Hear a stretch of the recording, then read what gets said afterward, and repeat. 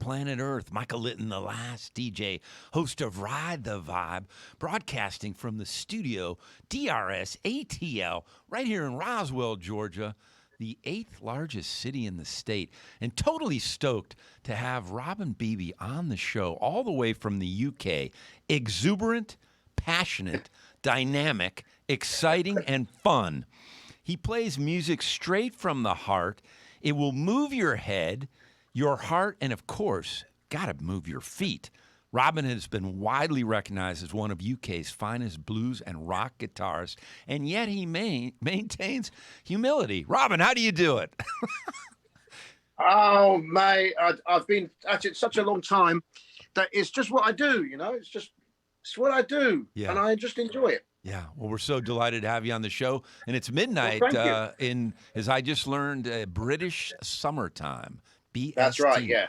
So in the summertime, when the weather is high, you can touch the sky. Anyway. Oh my gosh. Yeah.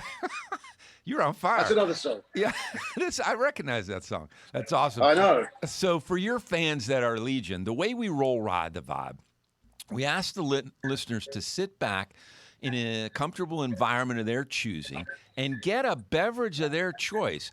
And I know you are featuring a Guinness Stout, which is awesome. In the studio, we are featuring nothing a little more mundane, but some sparkled water from a very cool company. It's a startup out of Western Michigan, and it's DrinkMate. And they will sparkle any beverage that you have. So right now, we are just featuring a little sparkling beverage. But if we knew you were going to be drinking a Guinness Stout, we'd have joined you in that regard. But well, Michael, cheers to you, man. Yeah, God bless you. Thanks so much, Robin, for coming on the show and on the Vibe. And we hope everybody is sitting back and got a beverage of their choice. This wouldn't be a Ride the Vibe without Wahid Gomes, the owner of DRSATL, the executive producer of the show, and then the magic of Otis Tillman, who does the video work. Again, we're pulling together a lot of components, y'all. I mean, we got Robin in the UK, so we got Zoom going, we got the audio going, we got video, we got the Facebook Live thing. And the way we roll the show is we're going to play about 6 to 7 of Robin's songs, not in their entirety, y'all, because we want you to go out and buy some of his music, because it's hard for artists right now. They're not gigging, as you all know. So because they're not gigging, y'all aren't spending money to go to shows, so you got some dough in your pocket, and you can go out and buy. I'm talking about buying some CDs. Not the download stuff, because bloody Spotify CEO is only paying these poor musicians like 0.0002 cents, and then they got to split it up multiple ways. So, Robin, thank you so much for joining. And I got to open up. You just did a live stream. Talk a little bit about that and how that went. Well, I was making it up as I went along, as usual. I did. You're a perfect fit for this show. That's the way I roll, too. Yeah, just winging it, as we say, you know. So I probably did 15, 20 songs. Yeah. I used a little looper pedal, which I've been playing around with since the lockdown started. I bought it about 2 years ago, and I've been so busy with gigs up until lockdown. Yeah. And also I teach guitar, so I'm quite busy. I teach in the daytime and I perform and gig in the evening. Yeah. So I bought this looper thinking, that's the way forwards, you know. There's a lot of guys using, like Ed Sheeran and all the young guys using loopers. So I thought, I've got to get one of these, you know. So I got a looper, but I was so busy, I never got it out of the box for about 18 months. And then suddenly, bang, lockdown. And I just remembered I had this looper. I thought, let's get that out of the box. Yeah. So I actually made some. I used it as a recording console and made some backing tracks with it, as well as using it as an actual loop. Yeah. But I've made maybe 40 or 50 backing tracks with this looper since lockdown. In fact, no, probably more, about 60 or 70 tracks. Anyway. And some of them I put on a new YouTube channel that I created. Oh, nice. I've done it all in this room here, you know, because there's no gigs, so you've got to do something, you know. Right. So that's what I did, you see. Necessity, the mother of invention, so to speak. Yeah, well, absolutely. So I did a lot of my own stuff, but I also played quite a few cover versions of songs that I just just like, I've always liked, and just did whatever I really wanted to do, So I just dipped into a little selection of that this evening, and played some of it, most of it on electric with the looper, but I did a few things on acoustic as well, I love it. So when people are now motivated, or will be motivated through the course of the show and through the live stream, where should they go to A, buy your music, and then B, if they're a aspiring guitarist and they want to get some lessons from a UK foremost blues guitarist, where do they go, Robin? What's the destination? Okay. Well, we have a discography on my website, which is www.robinbband.co.uk. Okay. So all the albums that we've put out you can access them there, and you can order them through there. Beautiful. We only have 3 albums on Spotify, but we have done. We've got 12 albums and 1 DVD, and the others it's a bit old-fashioned, but you have to order them from me. Perfect. That's the way. Well, and that's how you make the most money, right? I mean, that's Spotify. Indeed, diddly. Yeah. So.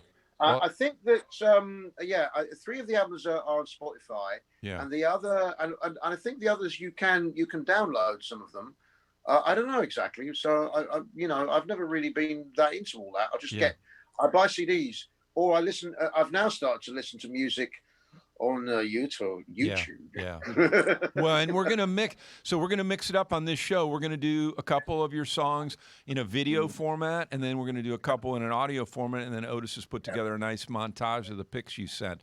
So, when did you recognize when did your passion surface? Oh, Lord. How? When I was a young child. In fact, when I was a very, very young child, very young indeed. What age? Maybe 5 years old or 6 years old. Well, I come from a musical family, even though my parents were not musicians. They were music lovers. My mum always used to say that when she was pregnant with me, she used to live in a flat, and there was a concert pianist upstairs, and he used to hammer out Chopin on the piano, whatever it was. And some of that must have gone through. Right. Well, they say, I mean, there's some serious theory to that. But my uncle, my mother's brother, my uncle, was a professional musician back in the day. He had a dance band. He had a big band. He was a saxophonist, but he was also a pianist, and he ran a dance band, and my mum used to get up and sing with them, but she wasn't the singer. She just used to get up and sing a little bit, when she had a lovely voice, but she never really did anything with it. And then what was my dad? My ahead. dad was a music fan, but never really got involved. And my parents were a little worried about me wanting to be a musician. They didn't really think it was understandable, very wise. Lawyer, doctor, kind of. No, Mom was saying you're going to be a barrister, Robin. A barrister. Barrister, perfect. So what instrument, or did you pick vocals? What was your? No, it was guitar. It was always guitar. It was always guitar. Actually, when I was very young, my next door neighbor was a drummer, and he had a beat group. And we used to listen to that. We used to be in our backyard, as you call it, our garden, as we say. And we used to hear the music coming over the fence, and it was just wow. It was amazing, man. And me and my sister used to jump up and down and dance around the backyard listening to this music, and it was awesome. It was lovely. I love it. It just inspired me, and that was it. From that point forward, that you knew that was your and then calling. when I was a young kid, I was just into pop music. But like good pop music, like the Beatles and Jimi Hendrix. And well, I see that poster behind you. We got to talk a little bit about your influences, but before we get too far, the man. Before we get too far into the show, rapping here, we got to play some of your music, I think. I want to hear a little Down to the Harbor. Can we, Otis, thank you. Tee that up a little bit? Yeah. That was a song I just came up with. It's a little, I thought it was a kind of little throwaway thing. I just kind of, I was driving on the, as you call it, the freeway, the motorway. Right. And I was stuck in traffic, and this song just came into my head. I don't know why. going down to the harbour. I wasn't even going to a harbour. I was not going. I was going to visit a friend in a place called.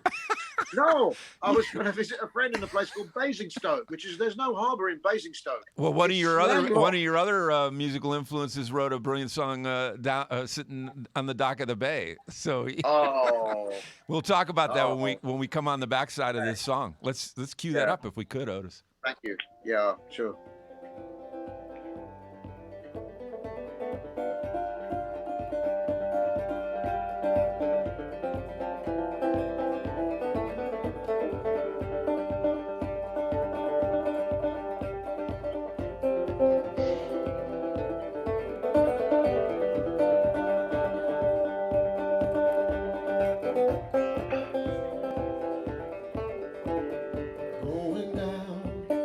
Going down to the harbor, going down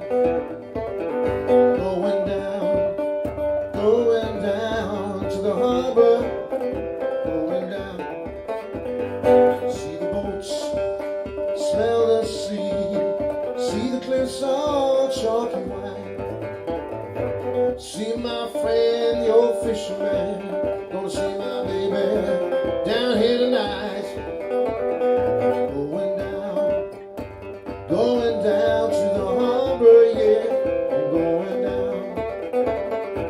going down, oh, going down to the harbor, going down.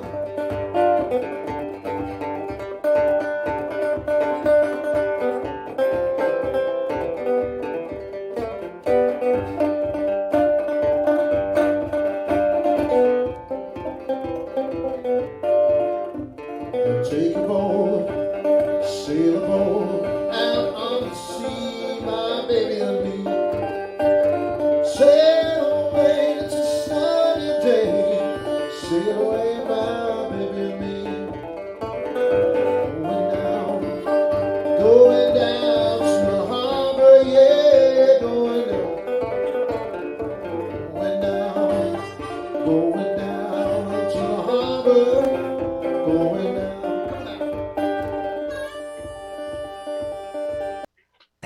Beautiful song is off the St. Louis Blues album, or CD as we call it, and he's the cat playing with him, playing the harp, is Alan Glenn, and that, as I understand it, was recorded at the St. Louis Church in Churchill. Did I get St. Lawrence Church?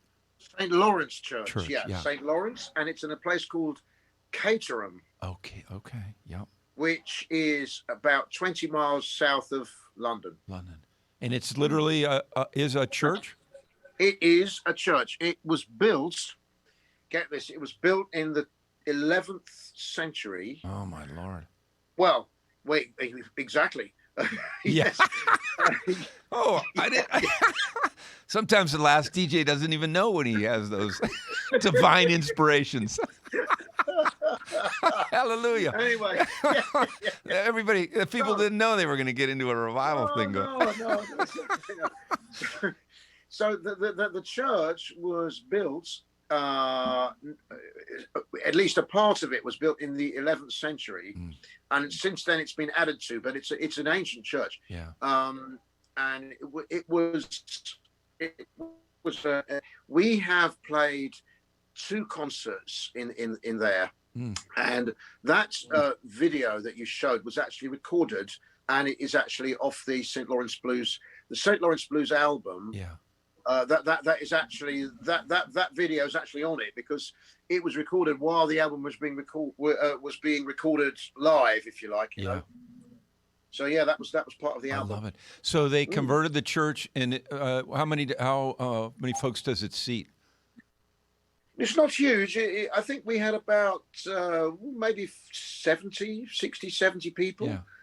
This was this was a year ago. Yeah. Let me see, just a little bit more than a year ago. In fact, it was 18 months ago now. It was in March or April. No, maybe April 2019. Yeah. When we recorded that, and it came out, we made it into a CD quite quickly. Yeah. So that's when it was. Great So, venue and Alan, great acoustics. It sounds like. I mean, oh, it's got amazing acoustics, and it's got a beautiful ambience, you know, and it's a fabulous place to record. So we thought this is the place. Alan and myself had been wanting to do a live album and we'd recorded in various venues, and we just didn't get this. We hadn't got a venue that, because when you do a live recording, as well as the actual recording equipment that you use, if the room's got a nice sound, it's very helpful. And in fact, with good recording, you pick up the sound of the room. Yeah, you see, and that comes across. I mean, that radiates. We had a couple of recordings in a beautiful venue in Barnes called the Bull's Head, but we couldn't quite get the sound right. I don't know what happened. So we were hoping to do that, but it didn't work there. We went into St. Lawrence Church. As soon as we got there, we thought the sound in here is just outstanding. Yeah, magical. This is. Well, talk a little bit about your mate Alan Glenn. Okay. Well, Alan and me have been working together. I'd say 7 or 8 years, perhaps. More recently. Yeah. We started doing occasional things, and then we hit it off, and we work together a little bit more. I haven't seen him, unfortunately, since the pandemic, because he's been shielding, sadly, because he had a bit of problem with his chest, and he doesn't want to come out at the moment. I'm not working with him at the moment. Yeah. But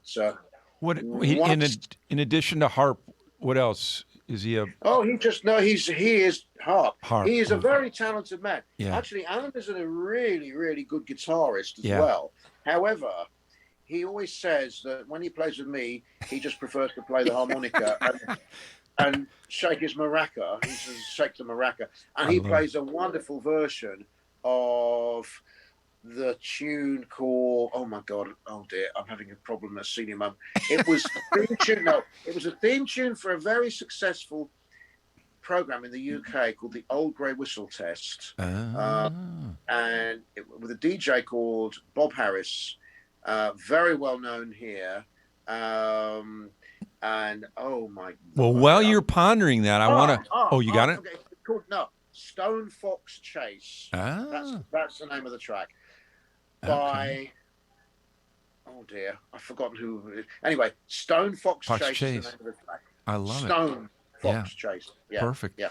And so, you're conjuring up, memories of folks. Talk to me about your connection with the one that knows all musicians on the planet, Lucy Pillar. The amazing Lucy. Well, Lucy contacted me. Well, it's funny because right after back in the day, perhaps in 2003 or 4, I didn't. I mean, it took me a while to get into the new age of technology and email and internet and all that stuff. It was all happening. However, it took me a little while. I bought a little machine made by a company called Amstrad around 2000, that sort of time. It was an emailer. It was a special little emailer. I didn't have a computer. Yeah.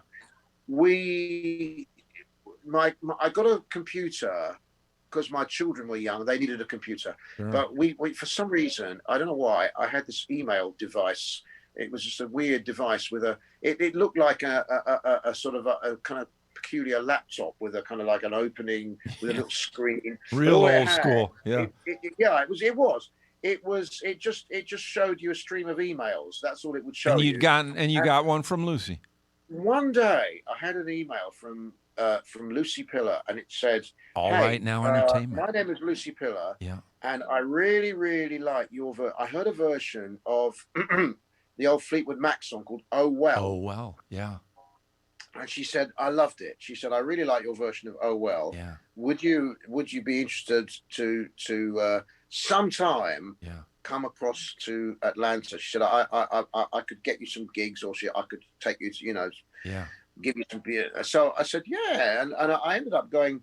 And I want to hold right there if you could. I'm going to tease the audience up to hear the rest of that story about your visits to Atlanta, but we got to take just a short break to support our killer sponsor, which happens in this case to be DRSATL. So stay with us. We're going to be right back and then find out a little bit more about Robin Bibi's connection with the amazing Lucy Pillar All Right Now Entertainment right here in Georgia, Atlanta.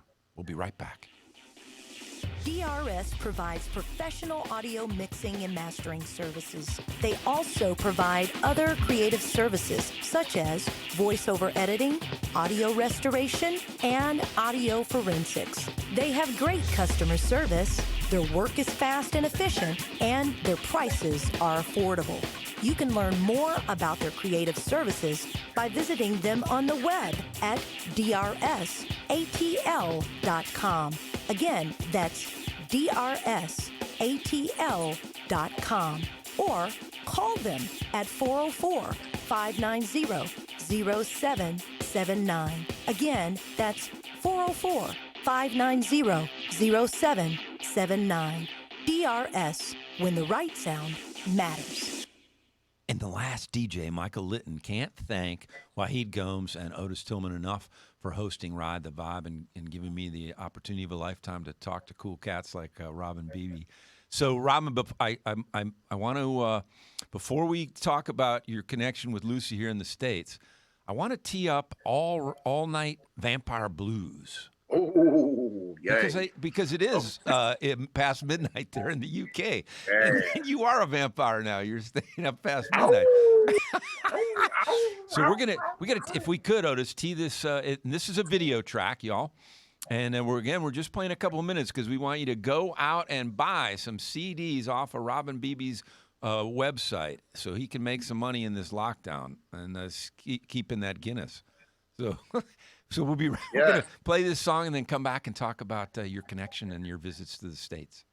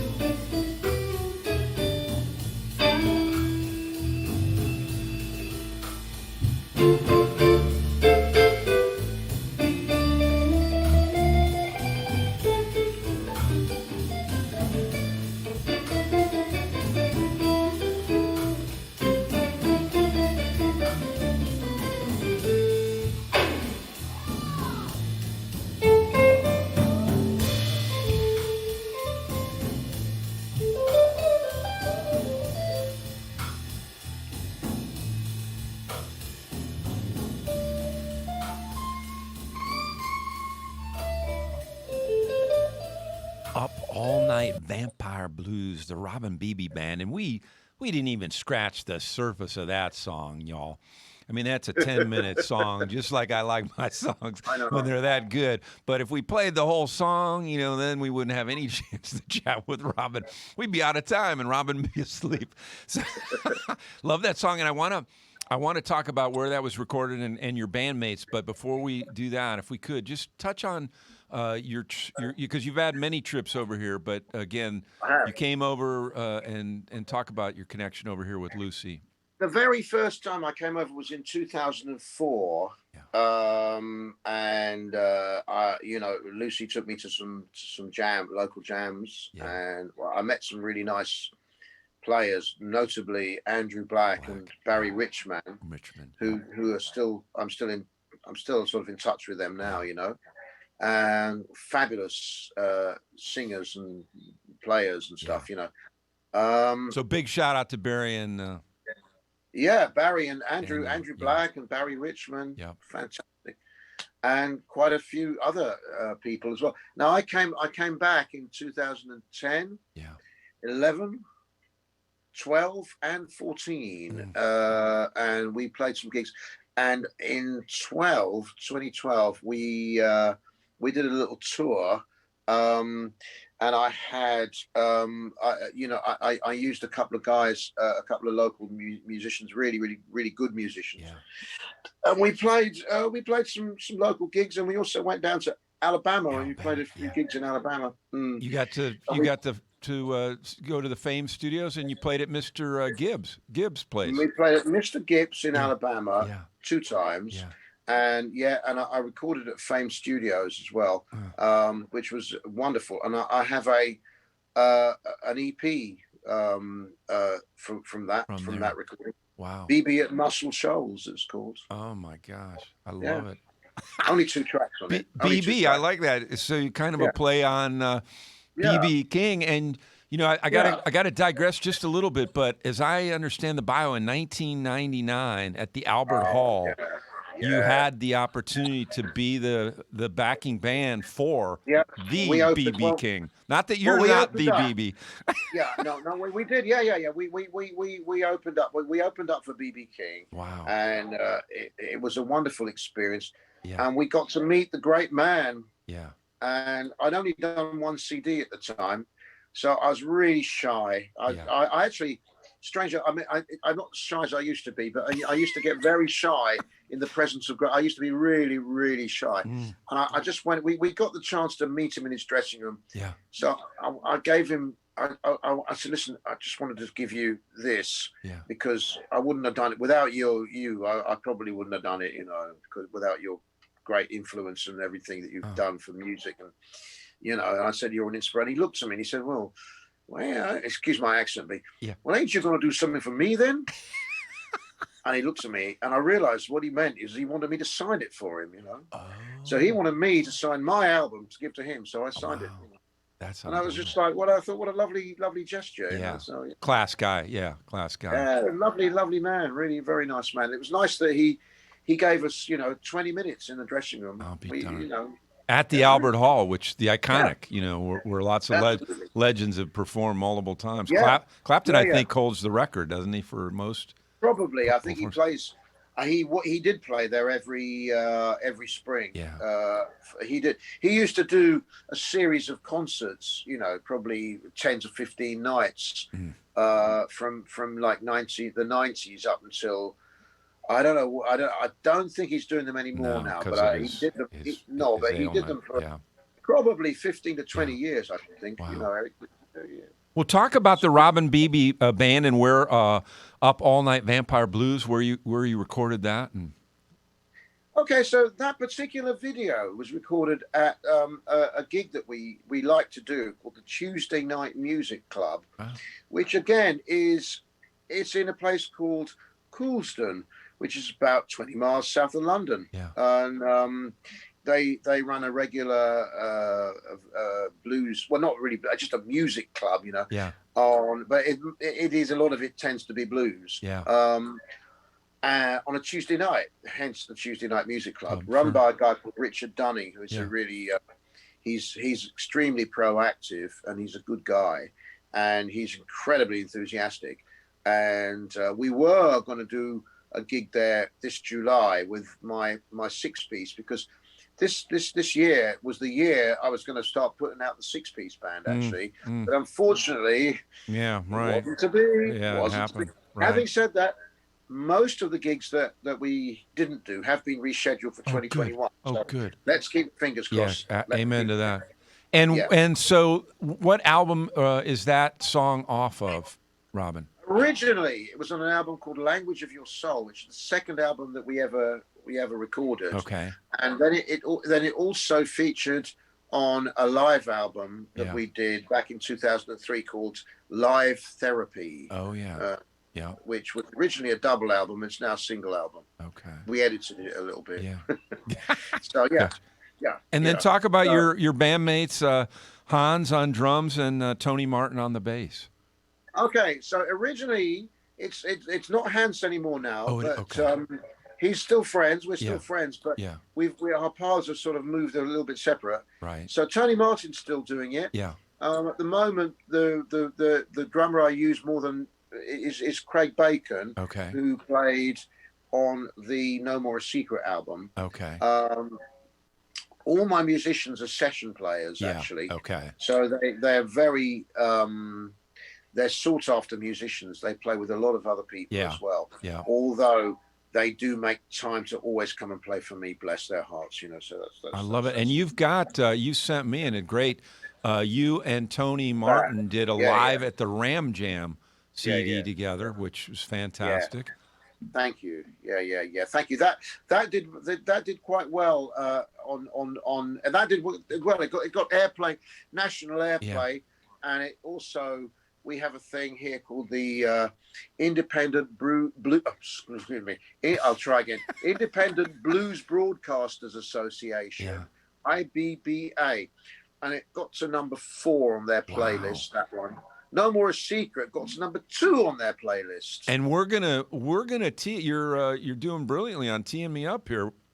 So just before we get to No More Secret, talk about the Ram Jam. What's that venue like? The Ram Jam is a local venue near where I live, actually, which has, since we played there, changed management. So unfortunately we don't play there anymore. Having said that, you never know.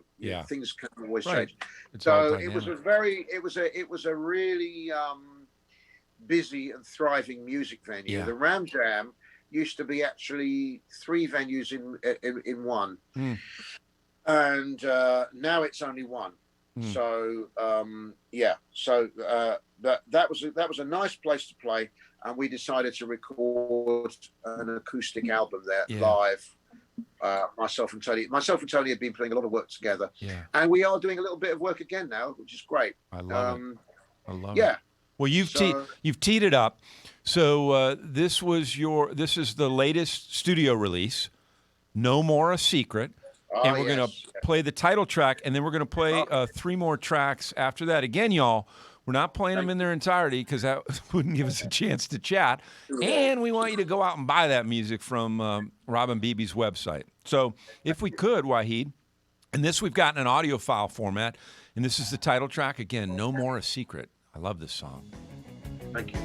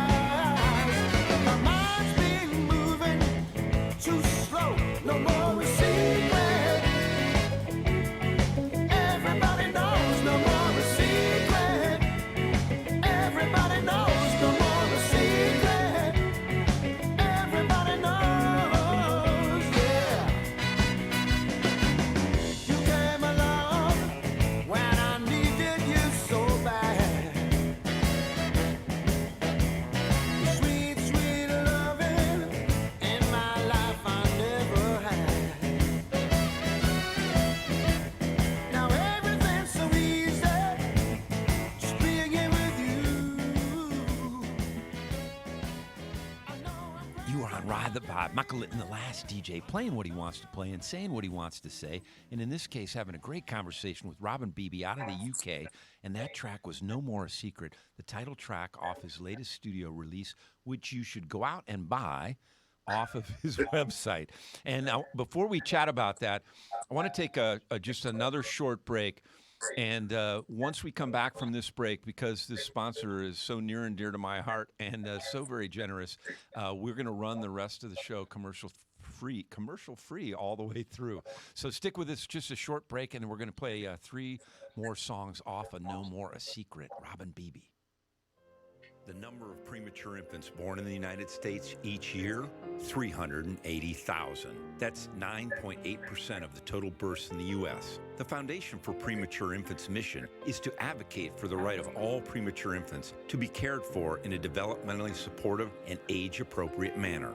Our vision is to ensure that Premature Infants' Bill of Rights is the standard of care for all babies born prematurely, 24 hours per day, 365 days per year, on all shifts, in every neonatal intensive care unit throughout the world.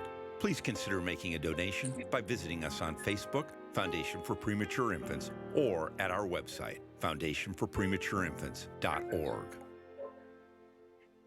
That Foundation for Premature Infants is near and dear to my heart, and I won't go into the details because it'd burn up a lot of time, Robin's time. But I do have to share with you something really special that happened. Not only is this an amazing studio for doing work with musicians, but they also branched out into an area that was, I think, a first for them. They put together an educational video for a dear friend of mine, Lisa Bader. And Lisa Bader has been an occupational therapist in the neonatal intensive care unit for about 25 years. And she has a passion for preventing misshapen heads. And that occurs when these little people come out and at 23, 24 weeks, their heads are not formed.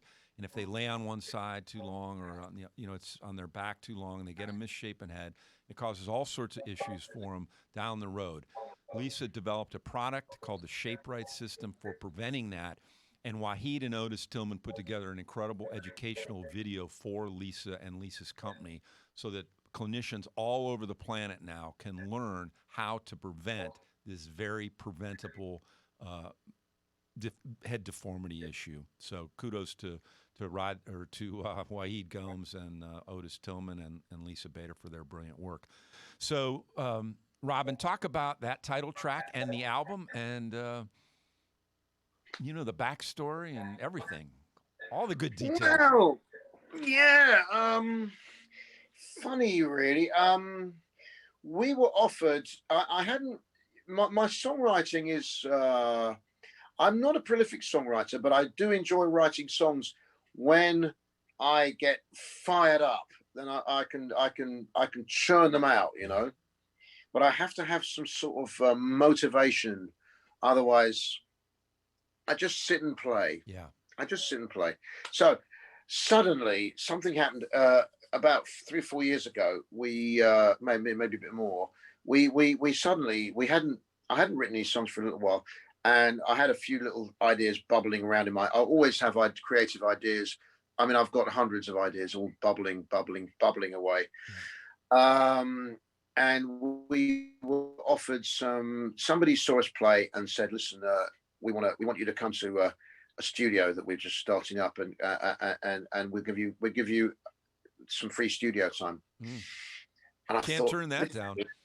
No, and I thought, hang on a second, I need some product. I need some product. So then that we went in. I suddenly wrote about 9 or 10 songs very just quickly.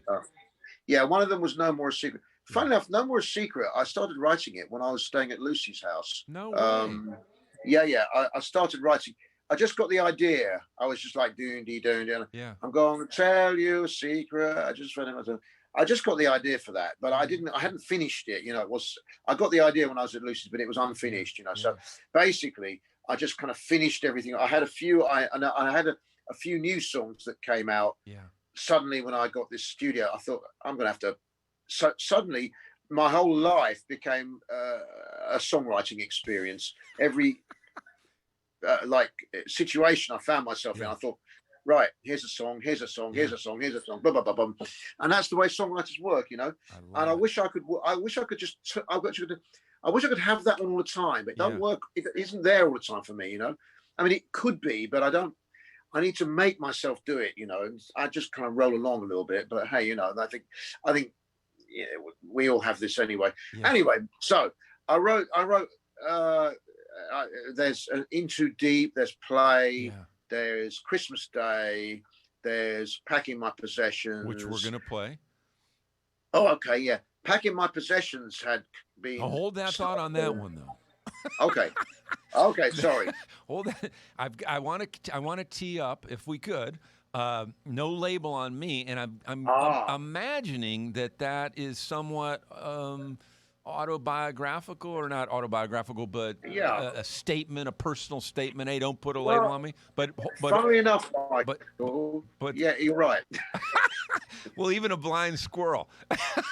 So let's. You're right, man. Let's cue that up. I took a leap of faith there, but I'm the last DJ. I can say what I want to say. So if I screw it up, hey, Maricopa.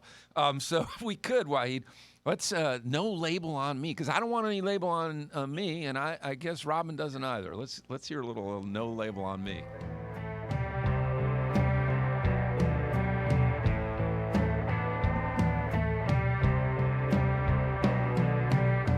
I don't wear no label except the one I call my own. No house of the holy, no shelter from the stone. I got no money, no stocks for shares. I'm the man out in the market, selling my own wares. Nobody working for me, set my own free will.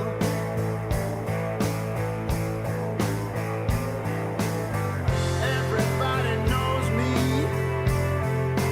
what I do so well. I got my heart, got my soul, my integrity. You waste your time looking for no label on me. I got my mind moving like Mercury. You waste your time looking for no label on me.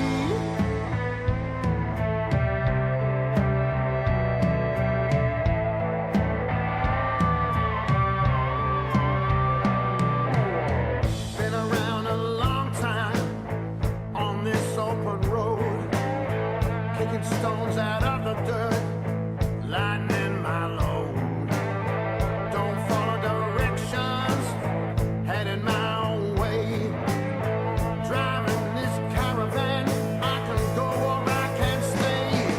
Nobody gonna use me, 'cause I don't need to ride. On a blind ambition train. I Go got again. my integrity. You waste your time putting no label on me. Talk about that, Robin. I can identify with that. I love that. I love that Well, bass. you see, it was kind of like somebody was trying to tell me what to do. I know I don't like that. No, I was getting a lot of pressure Ah. from a certain person who shall remain nameless. Yes. So Yes. you put the energy into the song. And I thought, hang on, I'm not having this. Yeah. It was a person I was involved with professionally, and I thought I can't have it. So I ended up writing a song about it, and that was the song. I love it. Basically. You know what? Well, and you fall in line with some great artists like John Fogerty, who wrote Zants Can't Dance, and of course Petty's. You know, The Last DJ in essence is talking about how people were putting everybody in a box, etc. So I love that. It's great. Great track. Thank you very much. Funnily enough, I turned that out tonight in the live stream. That one came out. Oh, did you? In fact, I dedicated that to. A friend of mine has just passed away, sadly, and he was a a really, really accomplished and fine musician, Yeah. but he was a rebel all his life, you know. So I was kind of, I didn't know him that well, but he was like he was a kindred spirit, you know. Yeah. I used to meet him at jam sessions, and we got on like a house on fire, you know. Yeah. But he hadn't been very well, and sadly he's not with us anymore now. So I did that in my stream and dedicated as it a tribute to him. Yeah. Yeah. I love it. Wow.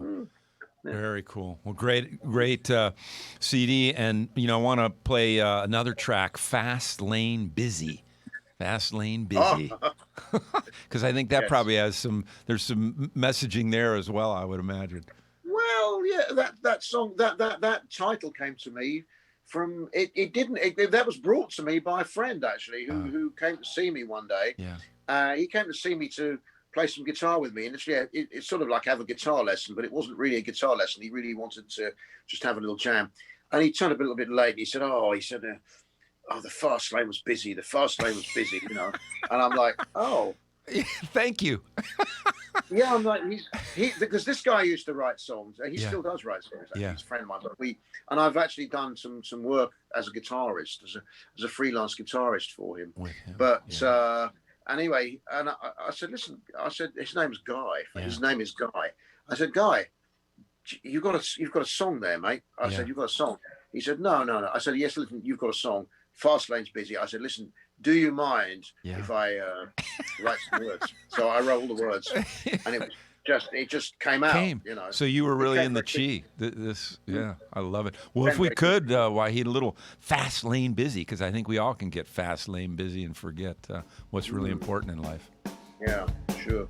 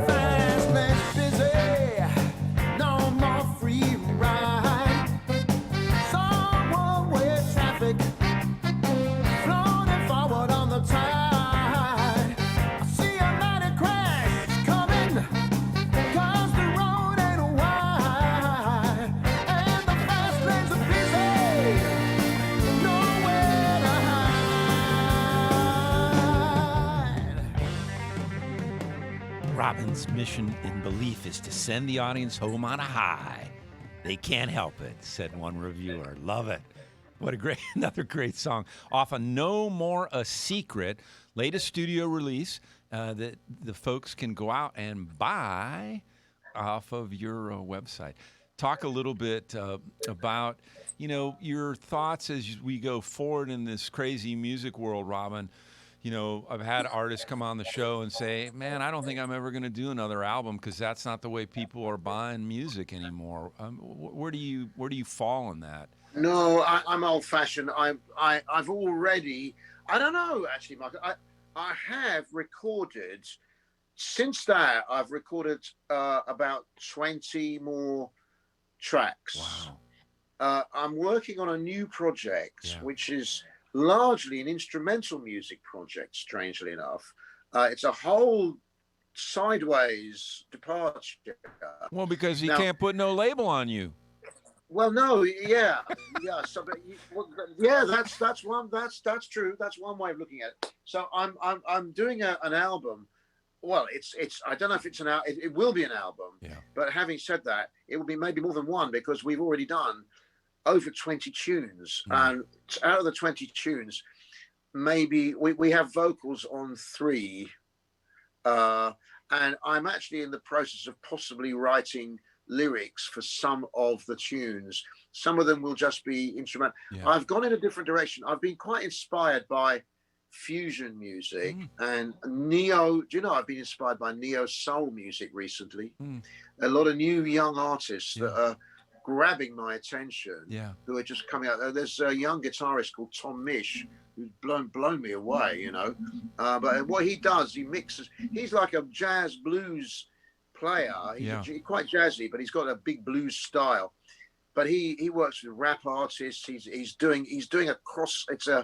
It's like a cross. It's really interesting. It's really interesting. And that's got his music has got your creative juices flowing, taking you in this direction with this new project that you've got. Yeah, absolutely. So, and the project, the music that we're doing on this project is all kinds of different things. Some of it's acoustic, some of it's electric, some of it's kind of a little bit ambient. Some of it is bluesy. Some of it is very fusion, a little bit maybe Jeff Beck inspired or whatever, you know. I love it. It's just something I've always fancied doing. It's just like exploring the musical avenues of what I can do with why a not? guitar. Yeah, why not? Well, let's hear "Packing My Possessions." Oh, okay, yeah, that's my blues. Off of "No More a Secret." That's my blues. I love it. Thank you.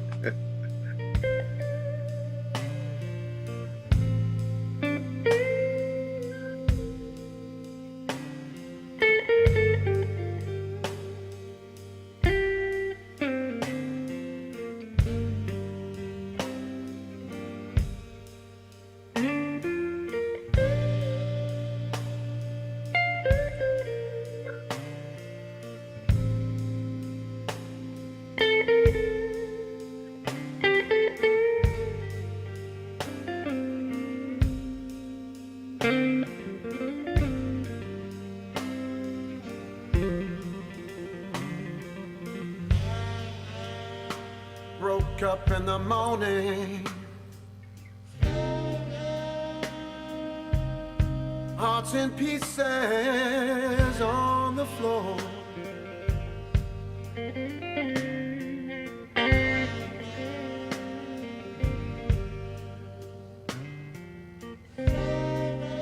Broke up in the morning,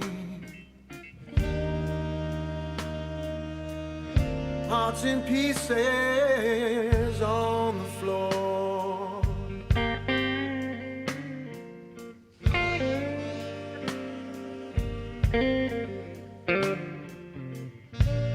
And I'm packing my possessions.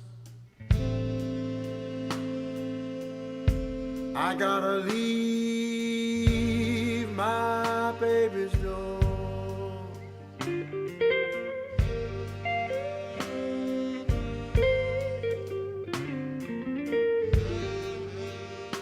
Standing in this lonely room, feel empty space. Packing My Possessions off of No More a Secret, his most original and critically acclaimed studio album, which received extensive airplay on local and national radio and peaked at number 2, you all, in the Independent Blues Broadcasters Association playlist. Bravo. Go out and buy that album, y'all. You're not going to gigs, so you got some money in your pocket, and you got to spend it. These artists need some coin in their pockets to keep putting out music.